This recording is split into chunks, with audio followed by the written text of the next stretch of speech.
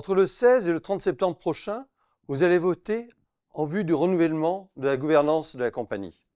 Je voudrais vous alerter sur les incohérences du mode de scrutin et sur leurs conséquences.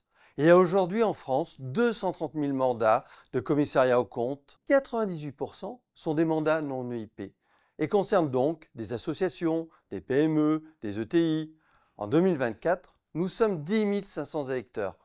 76% détiennent exclusivement des mandats non EIP.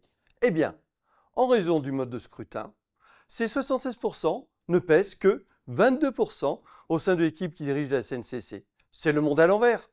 C'est une injustice évidente. Notre institution est dirigée par les grands groupes pour les grands groupes. Ce n'est pas sans conséquence. L'attitude de la SNCC sur les remontées de seuil est un exemple édifiant. Elle ne concerne jamais les mandats EIP. La dernière en date remonte à février 2024. Nous l'avons découverte un matin par la publication d'un décret.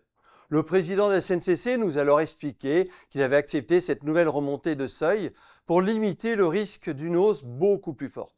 À notre surprise, quelques temps plus tard, ce même président nous appelait à l'aide parce que nous étions menacés par une nouvelle remontée des seuils.